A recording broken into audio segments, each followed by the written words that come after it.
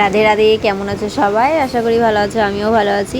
তো তোমরা সবাই জানো আমার বাড়িতে কালী পুজো, আর কালী পুজোতে কী কী করেছি তোমাদের এক একটা পার্ট করে আমি দেখাবো, কারণ অনেকটা ভিডিও করতে গেলে ভিডিওটা অনেক বড় হয়ে যাবে। তার জন্য আমি ছোটো ছোটো করে ভিডিওগুলো তোমাদের সঙ্গে শেয়ার করবো যে আমরা পুজোর সময় কী কী করলাম। তো এখানে সকালবেলা ভোরবেলা আমি আর আমার শাশুড়ি মা ফুল তুলতে বেরিয়েছিলাম। জবা ফুল, রক্ত জবা ফুল, তারপরে জবা ফুল। এবার আমাদের গ্রামে না এখন আর জবা ফুল গাছটা তেমন বাড়ির লোক বাড়িতে নেই।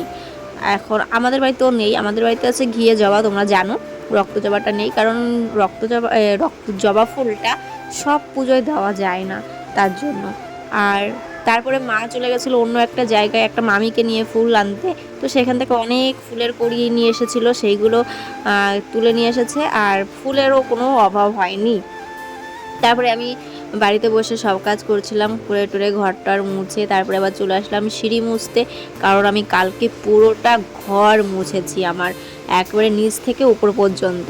তারপরে এইখানে প্যান্ডেল করতে চলে এসেছে, আর প্যান্ডেলটা দেখো সাজাতে এসেছে, মানে যেখানে মাকে রাখা হবে সেখানে সাজাতে এসেছে। আর মা একটু চা দিল, মানে আমার শাশুড়ি মা ওই কাকাটাকে চা দিল খেতে। আগে একবার খেয়েছে, তারপরে আবার দিল, এবার বলছে যে কতবার চা খাবো। বলছে খেতে থাকো, দেখো না কি হয়, কতবার দিই দিলে তোমাকে চা। তারপরে এখানে আমি চলে এসেছি হচ্ছে দুব্বা তুলতে। পুজোর সময় অনেক দুব্বা লাগবে, তার জন্য মা বললো যে তুমি যাও তুলে নিয়ে আসো। কিন্তু ভাই এইখানে যা প্রচণ্ড পরিমাণে রৌদ্র উঠেছিল, আমার গাটা মনে হচ্ছে পুরো পুড়ে যাচ্ছে। তারপরে আমি ঝটপট করে দুব্বাগুলো তুলে নিলাম।